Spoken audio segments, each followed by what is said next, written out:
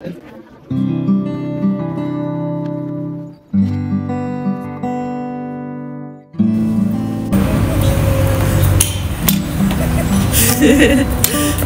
با بلاگ فرق داره. یعنی ویدئویی که واقعا فکر نمید واقعا اینجوری میدیدم که من گفتم که خب انشالله تا 6 ماه دیگه مردم، سرطانی گرفتم، تصادفی کردم، مردم، تموم شده دیگه. اینقدر دنیا برام وحشتناک و پر از استرس.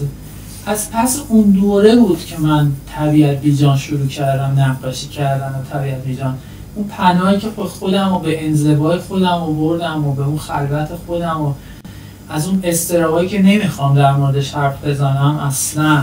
حالا دهه 80 بود، دهه سیاسی هم بود.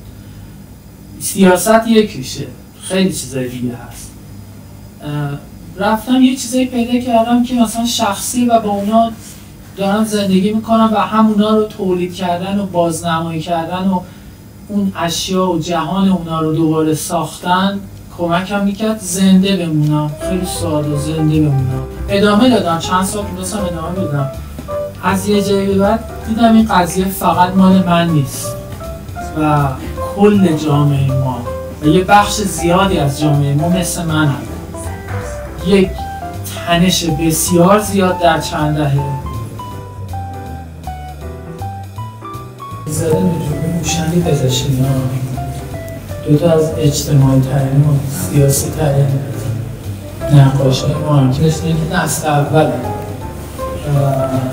مال نیکزاد خب شاید خیلی ندارن، یکی قدیمی ترین کاراشه و نیکزاد مثلا یه زمانی شاید مثلا تو کانون پرورش کار میکرده، مدرن آرت کار میکرده و جالبه که یه همچین بک‌گراندی داره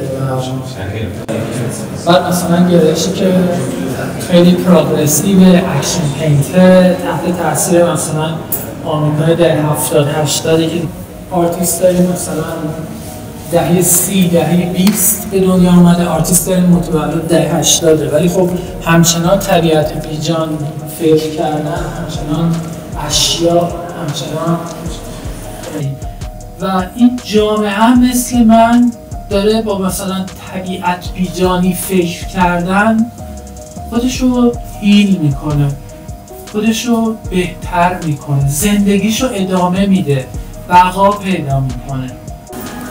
معتبر 1367 به سال واقعا پرتنشی. حالا من نمیخوام بحث سیاسی نبکنم، پایان جنگ موشکباران تهران، بحث سیاسی داره، همه جور تنش تو این سال هست. اصلا یکی از بحرانی ترین سالهای مثلا چند دهه بود، ولی بازم مثلا ایده طبیعت بیجان کار مؤسس و یکتایی نه این یه بار تو فرانسه نمایش داده شده، اینم که 25 سال اصلا تو ایران کسی این کارم از علی گلستانه.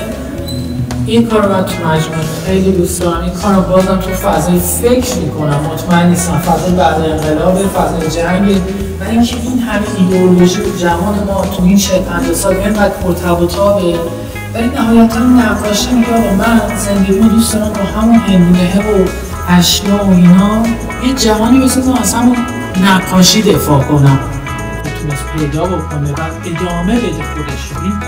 یه چیزی بود که جامعه ما حالا امروز ما داریم یه مسیر جدیدی وارد میشه، ولی این طبیعت بیجان ما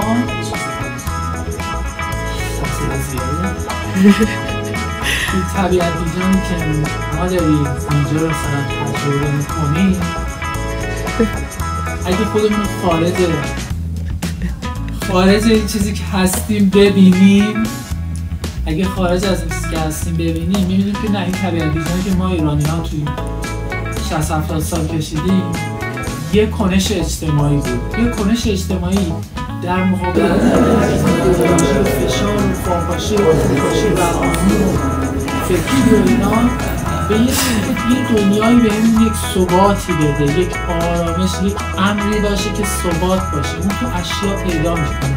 ویژگی فرهنگیمونه، ویژگی منم هست، قبولش دارم، پذیرفتمش و انسان با ویژگی‌های فرهنگی نمیتونی آدم رو بستر